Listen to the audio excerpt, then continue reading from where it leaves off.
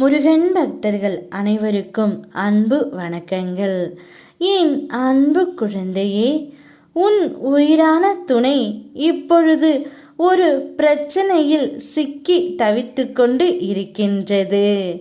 மகிழ்ச்சியாக இருந்த பொருளாதாரத்தில் இப்பொழுது மோசமான நிலையை அடைந்து இருக்கின்றார். இத்தனை நாட்களாக உங்களுக்காக கஷ்டப்பட்டு உழைத்து இப்போது நஷ்டம் ஏற்பட்டு உள்ளது. அந்த பிரச்சனையை உன்னால் மட்டுமே சமாளிக்க முடியும் தங்கமே. இந்நேரம் அவருக்கு உறுதுணையாக இருந்து அவருடைய பிரச்சனை என்னவென்று முழுவதுமாக அறிந்து கொள் தங்கமே. அப்போதுதான் அவருடைய மனம் சமநிலை அடையும். எனக்காக இவள் இருக்கிறாள் என்ற தைரியம் அவருக்கு வரும்.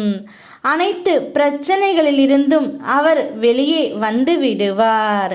அதனால் இப்பொழுது அந்த பிரச்சனையை உன்னால் மட்டுமே தீர்க்க முடியும்.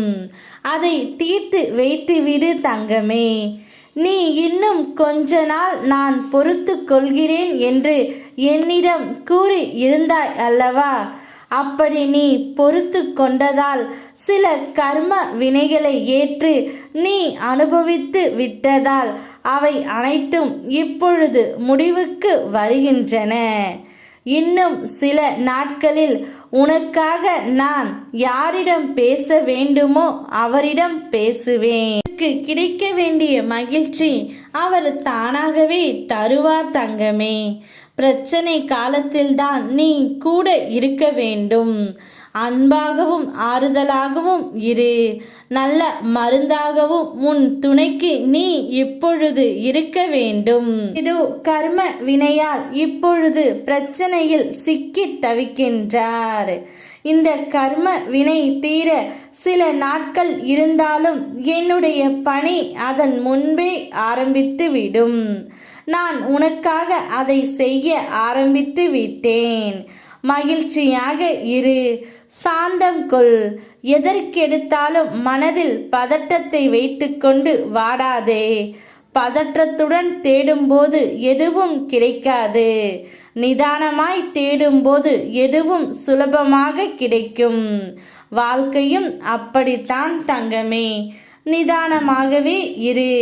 மனதை அமைதியாக வைத்து கொள்ள பழகு. அமைதியின் போதுதான் வாழ்க்கை தேடலுக்கு விடை தெரியும். என்னை முழுமையாக மனதில் நம்புகிறாய்.